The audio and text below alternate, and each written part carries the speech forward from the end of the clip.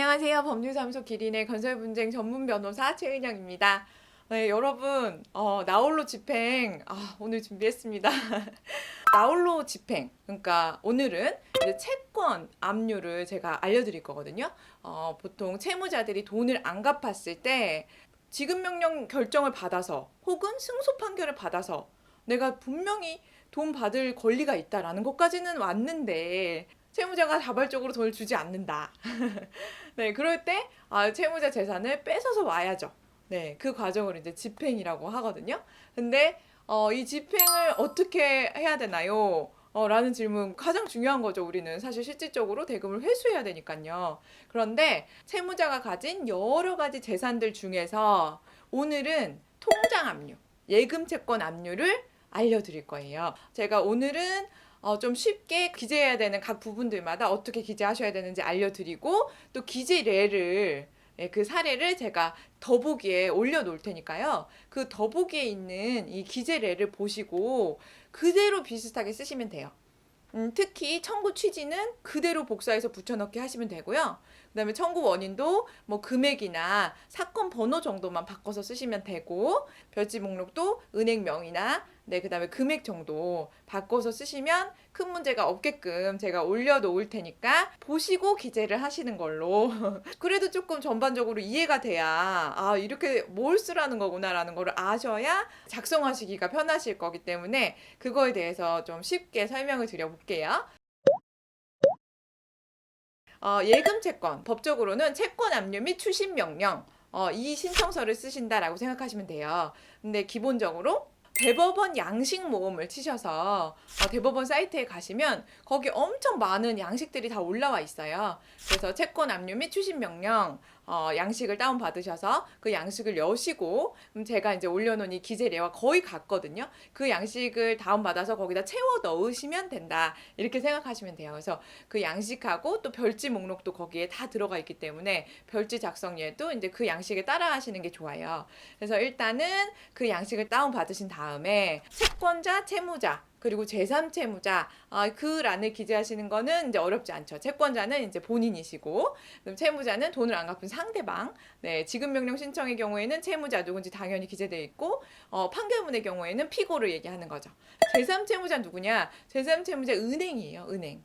예, 그러니까 채무자가 우리은행, 신한은행, 하나은행에서 통장이 있다. 그러면 그 통장을 우리가 압류를 해서 직접 우리가 그 돈을 가지고 오는 거거든요. 뭐 통장에 만약에 300만 원이 있다. 그러면 그 돈을 압류해서 직접 그 은행에 가면 이렇게 압류 및 추심 명령 결정문이 제가 있습니다. 제가 이걸 받을 권리가 있어요. 라고 하면은 은행에서 돈을 바로 줘요. 그래서 이제 돈을 바로 받아오는 이 절차가 바로 압류 추심 절차인데요. 근데 제3채무자라는 것은 돈을 채무자한테 줄 사람 이렇게 생각하시면 돼요. 그래서 제3채무자는 은행이다. 우리는 예금 통장 압류를 할 거기 때문에. 그래서 은행을 결정을 하셔야 되는데요. 은행은 하나만 하셔도 되고 뭐 5개를 하셔도 되고 시중은행 10개를 하셔도 상관은 없어요. 채무자가 주로 사용하는 주거래 은행을 선택하시는 게 가장 좋겠죠. 그리고 이제 추가적으로 하나만 걸기엔 좀 불안하니까 다른 은행도 좀 한 2-3개 걸자. 그러면 이제 2-3개 더 넣으시면 돼요. 선택해서 넣으시면 돼요. 예를 들어서 우리는 신한은행, 국민은행, 우리은행 이렇게 3개를 걸겠다라고 결정을 하셨어요. 그러면 뭐 제3채무자 1 신한은행, 주식회사 신한은행 쓰시고 법인 등록번호, 주소, 대표이사까지 쓰시고 그 다음에 2 국민은행 3 우리은행 해서 이 란을 다 기재를 하시면 돼요. 그런데 이제 주소랑 대표이사 이런 거 모르는데 이런 생각이 되시잖아요. 이거는 대법원 인터넷 등기소에 가셔서 법인 등기를 선택하시고 그리고 이제 신한은행을 검색하시면 신한은행 본점 등기부가 나와요. 반드시 본점이어야 돼요. 지점이면 안 돼요. 그래서 본점 등기부를 발급을 받으세요. 그 등기부에 법인 등록번호도 나와 있고 그 다음에 주소도 나와 있고 대표이사가 누군지도 다 나와 있어요. 그래서 그거를 보고 그대로 기재를 하시면 돼요. 쉽죠? 그 다음에 양식에 보시면 채무자에게 청구할 채권의 표시 이런 란이 하나 있어요. 이거는 우리가 지금 지급명령 결정문 혹은 승소 판결문 갖고 있으시잖아요. 그쵸? 그 지급명령 결정문에서 승소한 금액 얼마냐 이거 얘기하는 거예요. 근데 승소한 금액만 압류를 하면 안 되겠죠. 지급명령 결정문에서 2천만 원 지급하라는 결정문을 받았어요. 혹은 승소 판결문에서 2천만 원 지급해라 라는 승소 판결을 받았어요. 그러면 그 2천만 원은 원금이고 그 이후에 이자가 붙어 있잖아요. 그렇죠? 그 결정문 혹은 승소 판결문에 그대로 써져 있는 그대로 이자가 붙는다라고 생각하시면 돼요. 이자가 없는데요. 그러면 이제 안 붙는 거예요. 네, 그러니까 이 결정문에 2021년 12월 1일부터 뭐 다 갚는 날까지 연 12%에 의한 금원을 지급하라 이렇게 써져 있다. 그러면 그 이자를 계산하시는 거예요. 언제까지? 신청서 제출하는 오늘까지. 그 이자 계산은 채권의 계산 이렇게 쓰시면 계산기가 나와요. 그래서 날짜 입력하시고 원금 입력하시고 그래서 언제부터 언제까지 이렇게 입력하시면 그 이자 금액이 얼마인지 쫙 나오거든요. 그래서 그 이자까지 포함해서 원금 2천만 원하고 그 다음에 이자 얼마 합계 금액 얼마, 뭐 2,050만 원 이렇게 해가지고 합계 금액을 쓰시는 거예요. 그런데 우리가 은행이 3개잖아요. 은행이 3개면 2,050만 원, 2,050만 원, 2,050만 원 이렇게 압류를 안 해줘요. 그래서 이 은행 3개에다가 금액을 나눠야 돼요. 2,050만 원이면 주거래은행이 신한은행이더라. 그러면 이 신한은행에는 1,500만 원. 그 다음에 국민은행하고 우리은행에는 뭐 나머지 뭐 550만 원을 뭐 나눠서 뭐 275만 원씩 이렇게 이런 식으로 금액을 마음대로 나누시면 돼요. 본인이 생각하셔서 뭐 원칙이 있는 게 아니기 때문에 적당한 금액으로 나눠서 신청을 하셔야 된다. 이렇게 생각을 하시면 돼요. 그리고 이 나눈 금액은 별지 목록에서 표시가 돼요. 별지 목록. 그래서 이제 별지 목록 기재는 조금 이따가 말씀을 드릴게요. 다음으로 보시면은 신청지 나와 있는데 이거는 그대로 복사해서 붙여넣기 하시면 돼요. 추심할 수 있다라는 문구까지 전부 다 넣으셔야 추심이 가능합니다. 그 다음에 이 신청 이유도 어렵지 않아요. 신청 이유는 뭐 주요 내용이 이런 거예요. 제가 채무자한테 뭐 2021년 12월 1일자로 지급명령 결정을 받았는데 그런데 채무자가 아직도 변제를 하지 않고 있습니다. 그래서 부득이 뭐 이 사건에 압류 및 추심 명령을 신청하게 되었습니다. 근데 이 내용이에요. 이게 끝. 그래서 신청 이유 기재하실 때는 이제 지급명령 결정이 난 날짜랑 지급명령 사건 번호 이런 것들 있잖아요. 그래서 그 부분만 이제 본인 결정문에 맞게 바꿔 쓰시면 돼요.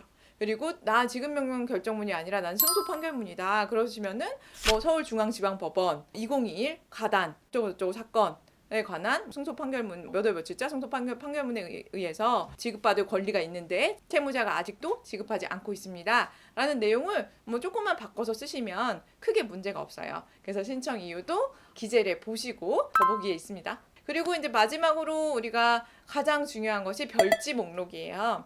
별지 목록은 여러분 하나로 다 작성하시려면 어려우시니까 은행 3개잖아요. 은행 3개를 나누어서 별지 1, 별지 2, 별지 3 이렇게 해서 3개로 작성을 하시고 별지 1은 이제 신한은행 채무자가 신한은행에 대해서 라고 대문짝만 이렇게 쓴 다음에 금 1,500만 원 그렇게 쓰시고 그 아래에 있는 내용은 이제 뭐 그대로 갖다가 붙여 넣으시면 돼요. 그래서 뭐 신한은행인지 뭐 국민은행인지 우리은행인지 이 부분은 좀 고치셔야 되거든요. 그 부분도 뭐 어렵지 않잖아요. 그것만 바꾸면 되니까. 그리고 이제 그 아래에 쭉쭉쭉 뭐 압류의 순서나 뭐 이런 것들이 기재되어 있어요. 그리고 개인인 경우에 채무자가 개인인 경우에는 생활에 필요한 최소 금액에 대해서는 이제 또 압류할 수 없다. 이런 내용이 여기 기재되어 있거든요. 그래서 그런 것들은 이제 빠짐없이 다 기재를 하셔야 돼요. 이거를 뺐다. 그럼 법원에서 별지 목록 다시 제출하세요. 이렇게 보정이 나오기 때문에 반드시 그대로 작성하셔야 돼요. 은행명이랑 이런 것만 바꾸시고 그대로 작성하셔야 된다. 이렇게 생각하시면 돼요. 그렇게 해서 채권 압류 및 추심명령 신청서와 별지 목록 작성이 완성이 됐어요. 그러면 이거를 이제 접수를 해야 되죠. 접수는 대법원 전자소송 사이트에서 접수가 가능합니다. 물론 종이를 출력해서 법원 갔다가 종합민원실에 제출하셔도 되고요. 근데 전자소송이 워낙 잘 돼 있어서 집에서 편하게 전자소송으로 한번 접수해 보시는 거를 저는 이제 추천드립니다. 그래서 전자소송 가셔서 민사집행 누르시고 그 다음에 이제 채권 압류 및 추심 명령 누르시고 그렇게 해가지고 이제 작성하신 거 그대로 뭐 입력하실 거 입력하시고 별지 목록이랑 다 첨부해야 되거든요. 첨부할 거 첨부하고 이렇게 해가지고 제출하시면 돼요. 그런데 첨부 서류는 뭐를 첨부해야 되냐? 만약에 채무자가 법인이다. 그럴 경우에는 반드시 법인의 등기사항 전부증명서가 있어야 됩니다. 그리고 채무자가 개인이다. 그럴 경우에는 채무자의 초본이 있어요. 주민등록 초본이 첨부가 돼야 돼요. 이 주민등록 초본은 어떻게 뜻이냐?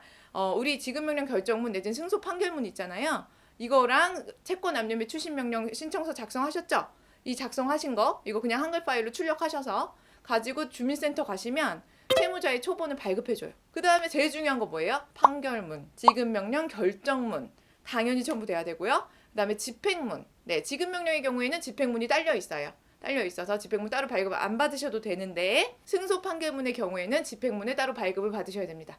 그래서 이제 법원 가셔서 종합민원실 가셔가지고 집행문 발급 발급해 주세요. 그러면 이제 인지 500원 내고 발급해 주거든요. 그래서 집행문하고 총달 확정증명원.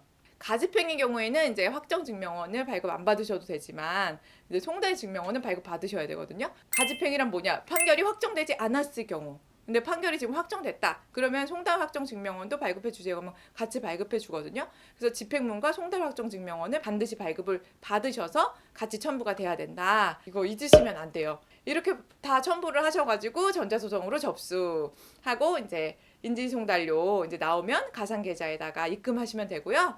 전자소송 너무 어렵습니다 하시는 경우에는 제가 말씀드린 이 양식대로 채권 압류 및 추심명령 신청서, 별지 목록 다 각각 출력하시고요. 그리고 첨부 서류도 다 종이로 뒤에 붙이셔가지고 그리고 법원 가셔서 접수하시면 돼요. 인지송달료 은행에서 납부하신 것까지 같이 첨부해가지고 접수하시면 채권 압류 및 추심명령 신청이 완성됩니다. 특별히 이제 잘못된 게 없으면 결정문은 1, 2주 안에는 나와요. 그래서 이렇게 기다리시면 되겠고 제3채무자 진술최고서라는 게 있어요. 은행이 지금 채무자한테 줄 돈이 있는지 없는지 있다면은 얼마가 있는지 그 예금 통장에 얼마가 있는지 이런 것들을 이렇게 지금 물어보는 거거든요. 근데 이 제3채무자 진술최고서도 대법원 양식모음에 가시면은 같이 있으니까 작성하셔서 같이 제출하셔도 되고요. 그냥 나는 결정문 나오면 은행에 그냥 방문해서 알아보겠다 하시면 제3채무자 진술최고 신청은 안 하셔도 크게 상관은 없습니다.